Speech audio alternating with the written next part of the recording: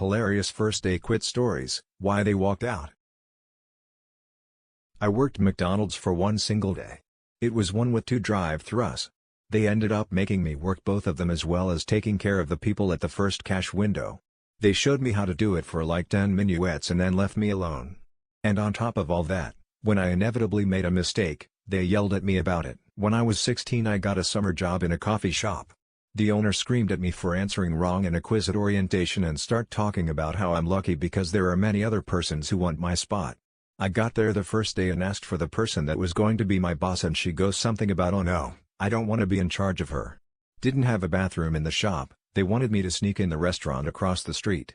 And the last, they wanted me, a minor girl, to go around walking and deliver coffee at night in an area I didn't know and it's known for being a dangerous zone.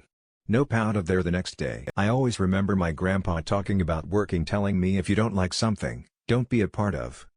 I've left many jobs on the first day with no regrets.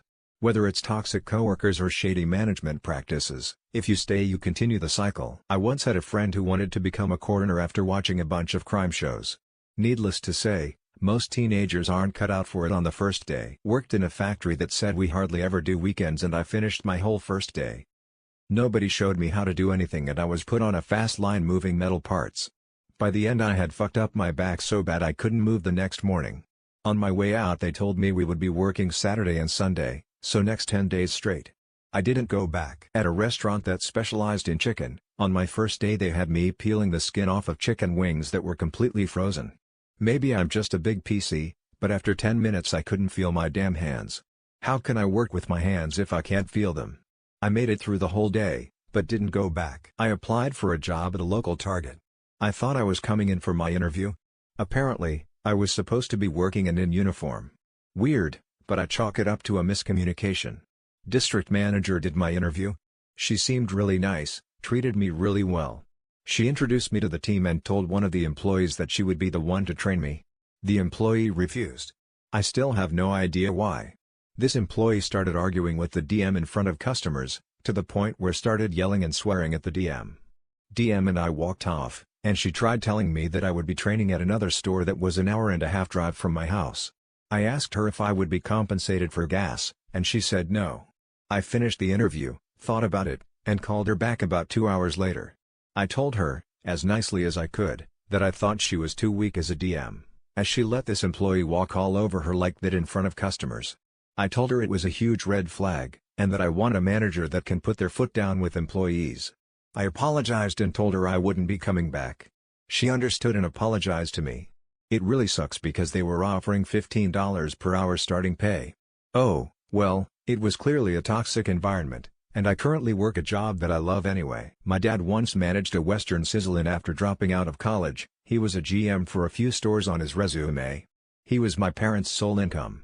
Some new owners took over and changed the schedules around. Basically, you'd work buku hours one week and balance out the 80 the next week, 50-30, 60-20, etc. Now, some of those chefs earned at minimum $18/hour. My dad said under no circumstance would he sign off on the payroll because the owners refused to compensate overtime for the longer weeks. They eventually fired him with some BS excuse so he couldn't collect unemployment. Fortunately, this motivated him to go back and get a business degree and now both my parents are doing quite well for themselves. Fast forward 2 years, Department of Labor was notified about the non-payment of wages. He said the lawsuit paid out to the employees was essentially Christmas in July. They received back pay and interest. I have a good one. This wasn't me, it happened to my dad. He had been hired to be a pizza delivery guy when he was 16, in 1973. He went around delivering the pizzas and when he got back at the end of the day to get paid, his boss kept all the money. When my dad asked him about the money, the guy said my dad wasn't an adult yet so he didn't have to get paid minimum wage. Instead, the guy tried to pay him with pizza boxes. He quit right then and there but he still took 2 of the boxes. One was empty, the other had a pizza in it. He took the one with the pizza pie, opened it, and let the pizza fall out, cheese facing down, onto the cash register, and then left while the guy was yelling at him. I was supposed to be a security guard for a lumber store. Basically we just had to make sure everyone leaving the yard had a receipt. I thought we would be inside an actual station. Nope. It was just me and some fat old guy in a plexiglass box, no AC, no water, no air circulation. We had a battery-operated desk fan, and it was the middle of July. The second day, the fan broke. I asked for my check at the end of my shift. I worked this construction job and the night before I was in the ER due to severe stomach pain. Told the foreman I couldn't lift anything over 20 pounds, even gave him the papers the doctor sent home with me. He said to go help the others lift this 150 to 200 pounds wooden wall. Working till your body breaks isn't how we should be living our lives, especially while young. It wasn't the first day, first week actually. I should have known something was up when I was hired after just a 5-minute interview. Working for a wood mill on a trimmer line. Boss was 20 and got the position through seniority, also a bad sign. He didn't have the maturity to handle the position, always exercising his authority like a child put in charge for 5 minutes. Co-workers were burnouts, the kind that can't get anything but crap jobs due to bad life choices and just angry at the world in general. Supposed to be 45-hour work weeks. 4 10s-and-a-half-day Friday. Rumor was that was a lie. Every Friday at lunch they would tell you to work a full 10. Then at 2:29 a.m. they would tell you to come in and work another 10 hours on Saturday. I could handle the hard work, but everything else was the most soul-sucking experience I've had on a job. Sure enough, on Friday I was told to keep working after lunch.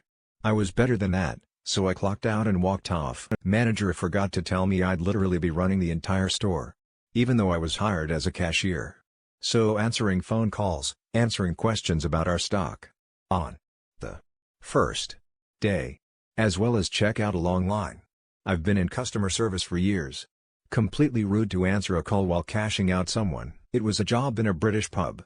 I applied as a barman, but once I passed the interview and arrived there I was informed I was going to be working in the kitchen. All the time. Tiny, hot, horrible place to be locked in. Thing is, I love serving and I hate cooking. That was obviously not the deal I had accepted. I remember I was told to cut some veggies and I was given the bluntest knife I had ever seen and was also told to remember 40 different recipes from a book. Being that a British pub and me being Spanish, you will understand that I'm being quite generous considering them recipes at all. Anyway, the girl who, I guess, was in charge of me on my first day noticed I was getting overly frustrated by the over-glorified wet sponge she gave me as a knife, so I was sent to wash a pile of dishes outside instead. I was doing so for like 3 minutes, and I was glad I was outside that janitor's wardrobe they called kitchen, when a young girl who worked there entered the kitchen. 1 minute later she ran off said place bursting in tears. All that in less than 15 minutes, so obviously this was not going to be the best place to work at. You know, I might have been a nearly broke immigrant, but I had some pride and a university degree, so I finished with the dishes because of my task must be finished brain state. Then I kindly informed the girl this was not the job I was interested in and left. I didn't even came back for a beer ever. What a shithole of a pub. For any waitstaff reading this. They literally have to give you at least minimum. If your tips are being taken, they must pay minimum wage, as you are not receiving them. That is the gamble a place takes on serving staff. If you have ever had them pay you less while in some way not giving tips, confiscation, not paying out at the end of the night/week, etc., please contact your state labor board. In the US, the burden of proof is still on them. I have a deep respect for waiters and waitresses. They get blamed more than everyone in the restaurant working there and they get paid with tips, while cleaning up every customer's mess and tables. Plus getting harassed by their boss is just icing on the shit cake of this position. I'm sorry for those who get yelled at for Karens and every waiter in general. Around 1998 was 18, I responded to a vague help wanted ad in the newspaper. Said things like no experience, paid training, etc. I showed up at the time, and I was the only one there. Except the one employee. He greets me, asks me to have a seat. He pops in a video cassette, it starts playing. He leaves the room. On the screen I see William Shatner on horseback in Wyoming or some shit, and he eventually starts talking about Kirby vacuums.